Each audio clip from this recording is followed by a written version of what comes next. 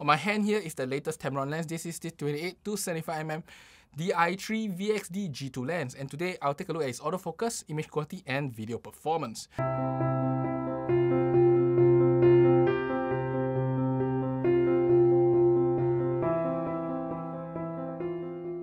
I'm Richard and welcome to ZP Productions. This is the lens 28-75mm F2.8 Tamron lens, and this is the version 2, the G2 version of the lens. Before I start, let's thank Cles distribution for loaning me this copy of the lens. I'm going to return it tomorrow, so let's take a look at it today. Now let's first talk about its autofocus. But if you want to know more about what's in the box and its of course physical part of things, take a look at my initial look up in the link here. Now, this lens itself, in terms of autofocus, is really quick. You can take a look at this video where it focuses near and far. It actually moves really quick, very snappy on the Sony A1.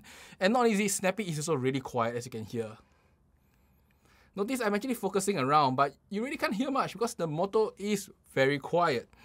And in real world, the performance of this lens in terms of autofocus is very reliable, at least for portraiture, be it in backlit situation, in the beach, or even in the studio. I didn't have any problems with this lens when it comes to autofocus. In fact, at the beach, I had a few jump shots and spin shots. This lens nailed the shot every time, as long as eye detect works. When eye detect doesn't work, of course, don't expect too much. It will miss, but when eye detect works, this lens never gave up. Now, when it comes to image quality, I'll show you some synthetic tests first. When it comes to the day scene, firstly, the center is very sharp at 28mm. The corner, not so sharp. You can see noticeable softness. Now, if you do stop down this lens to 5.6, it's very sharp in the center and relatively sharp at the corner. Quite a big improvement if you ask me. But you also will notice that this lens do suffer from significant vignetting at the corners itself. But given the size of this at 28mm, I probably kind of expect it. At 75mm, things are a lot better. In the center, it's sharp, and in the corners itself, not as sharp in the center, but I would say as usable. Now, if you stop down to 5.6, same thing, it sharpens up in the corner, but not as dramatic at 28mm. Now, when it comes to the night scene, where I test mainly chromatic aberrations and chroma, you'll see that at 28mm and 75mm, there is very little chromatic aberration, at least on the tubes themselves. And if you look at the lights behind, you'll notice that they have some weird shade, which shows a little bit of chroma kind characteristics. Not as bad as some lenses I test, but it appears both for the 28mm and 75mm. Now, you can download all the sample photo from just now's test in my link below. Now, let's take a look at real-world performance of this lens. Firstly, I did 4 photo shoots with this lens itself. One is a backlit shoot with a lot of window lights. Second was a studio shoot, and that was with a flat, bright light, so I don't think there's anything challenging. And next was a beach shoot where my subject, Maria Rose, and cosplayed by Nyoko Maru, if you look at my description below, she's moving around and constantly turning and stuff, and you can see that this lens actually performs really well there. And lastly, it was in a studio where I did standard portraiture, which looks a little bit like concept-based artwork.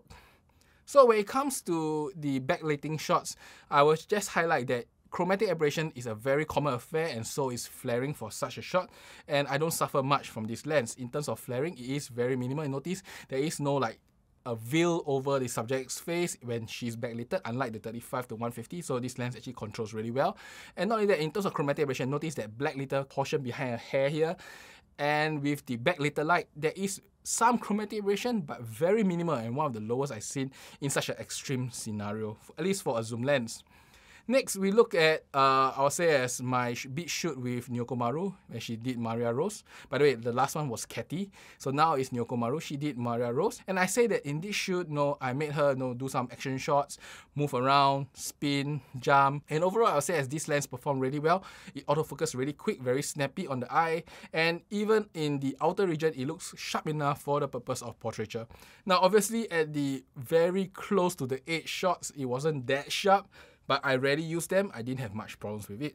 And lastly was this studio shot, a concept shoot with Yuki Sune, and she did the crown shoot that I always love to do because it's a concept stuff that I like to kind of keep in my photo album.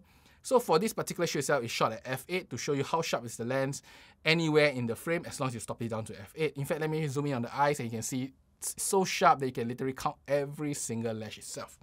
Now, overall, when it comes to real-world shooting, I didn't have any issues in terms of image quality, autofocus, and handling. And I have to say the truth, this lens weighing at 540 grams on the A1 is very comfortable. I can easily hold this for 2-3 hours and don't feel much fatigue with it. And lastly, let's talk about its video function. Firstly, in terms of focus breathing, there is focus breathing at both 75mm and 28mm. At 75mm, you can notice at the corners there is actually doing some focus breathing. At 28mm, there is some, but I feel it's not as bad as 75mm. So overall, I think that this lens in terms of focus breathing, not too bad. There is some, but not too distracting itself. Secondly, when it comes to parafocal, you can take a look at this. I zoom in at 75mm, I focus and I zoom out. It is quite in focus still, so I think this lens is relatively parafocal. At least it doesn't lose any significant sharpness, at least from my bare eyes. With that, I pretty much end my review. So how do I feel about this lens? Now, first, this lens costs 899 USD, and in Singapore, 1,429 Sing dollars. So the lens, considering the price, isn't that much, and the weight, remember the last time I weighed it, is 540 grams. So this lens with this combination is quite light and quite small. For the price and the optical quality so far I've tested, I think this is quite a good lens really. I don't have much complaint. In fact, this is probably the lens I'll buy if I'm looking for a standard zoom, just for the weight, size, and overall the optical quality is something that I can utilize quite well. Now, this lens, as I said, I quite like it. Now, if there was any downside to this lens, I would say it's the petal hood. I didn't like any friction hoods, as I said in many reviews here. Other than that, really no much complaints. There is no button, no switches on this lens. So very bare minimum, but considering the cost itself, I think this is a lens worthy of a purchase if you are looking for a 28-75 lens. Now, some of you may be wondering, 28mm versus 24mm, how much difference it is? I would say it is quite significant. So if you want a wider lens, this is probably not the lens for you. A 24-70 is better. But if you are looking for a standard usage from 28mm to 75, I think this is okay. I kind of live with 28mm lens for some time. I don't think I have any issues with it. So if you are looking for a affordable standard zoom, I think this is probably one of the best choice you can have, especially at 540 grams and with relatively good optical performance. And that's about it for today. I hope you enjoyed this short little review. I don't have any lens to compare because my other lens is the 28-70 f2. I think it's unfair to compare that lens with this because I can tell you that lens is definitely sharper at the corners, but it does significantly have more chromatic aberrations. So when it comes to CA control, this lens is actually better. When it comes to sharpness, that lens is probably better itself. That's about it. I hope you enjoyed this and I will see you next time. Bye bye.